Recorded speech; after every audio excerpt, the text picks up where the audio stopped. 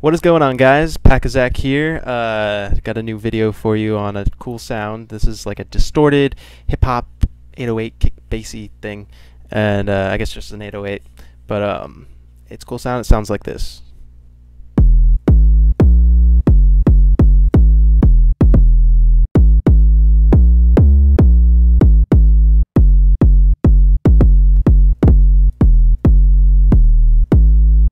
And it's a lot of fun. Basically, what you need to do, and well, what you can do, is I use Sytrus FMing, frequency modulation synthesis, and to get these percussive sounds, like to get that impact sound, you need to have a pitch drop. I mean, that's just kind of like what makes it. And so this is what I set up here. I'm using, well, the sounds are actually coming from us operators 1, 2, 4, and 6, but 1 is the main sound, the main part of the sound, and that's just got the pitch drop, which is here, and you want to have your this knob, this pitch envelope knob, pretty far. Mine's all the way up, which is represents 4 octaves, and that means the range of this. So the higher this knob is, the wider range of frequency this graph covers, from down to top to the bottom. And because if I didn't do that, this dot would represent not as low of a frequency. And without the pitch drop at all, you don't get the impact. It would sound like that, which is quite a difference. And I got a volume envelope here. If you want, see, if you hold down the note, you get the kick and then the tail, the deep sine wave tail, distorted. But if you don't want that, just lower that. You can have it as short as you want. And that's just a solid kick sound. But I just wanted to have that nice tail for as long as I hold the note. And also, if you have problems where you hit a note and it continues to make the sound long after you want it to make the sound, just right-click the last dot and click sustain / loop end, and this little S thing will pop up with a line, and that'll make it so whenever you actually release the note, that's when the sound stops. In case you ever had problems with that.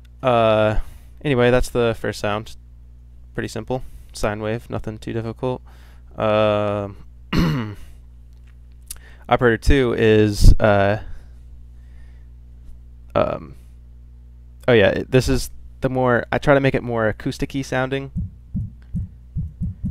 and also some more differing information in the spectrum. I didn't just want it to be just a straight up, sine wave. So I wanted to make a little bit of movement in there, and I also ran it through some reverb with a very short decay. I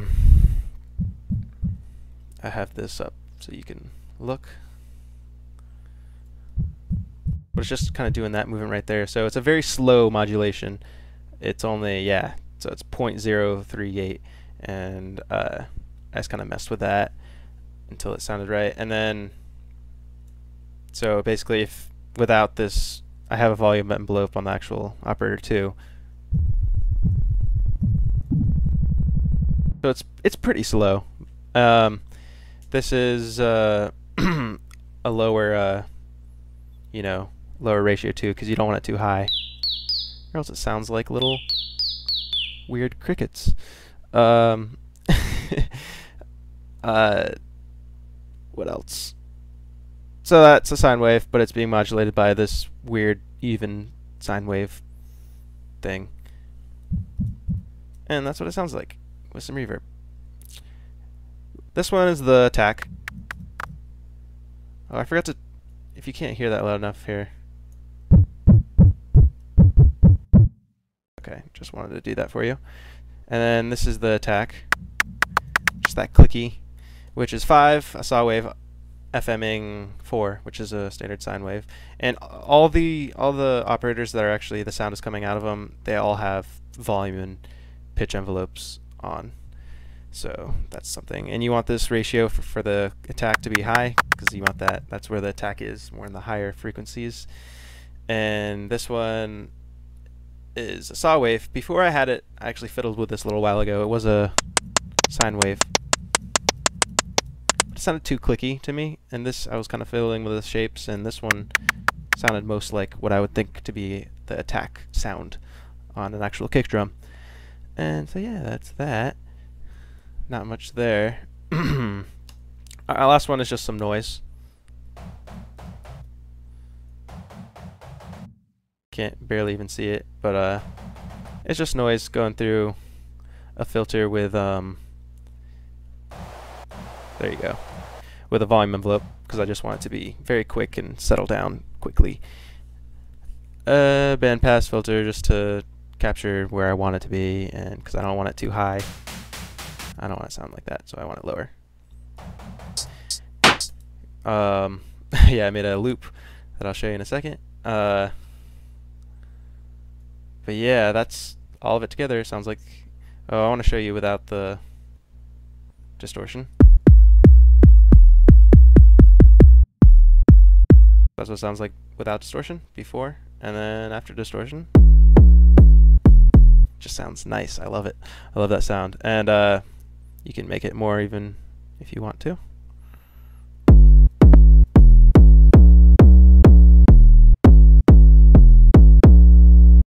Which sounds cool. And yeah, I actually made a little loop.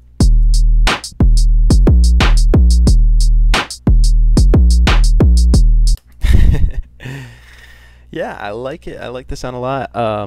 It's cool to make your own, you know, kick drum sounds and stuff like that. Let me know if you have any questions about this, and let me know if you want to see more videos on making percussive-y sounds with synthesizers. You know, synthesizing your own percussive sounds is pretty cool idea. And let me know if other suggestions of videos you would want me to do, and I'll appreciate that very much. And don't forget to like, comment, and subscribe if you enjoy, and yeah, I'll see you guys next time.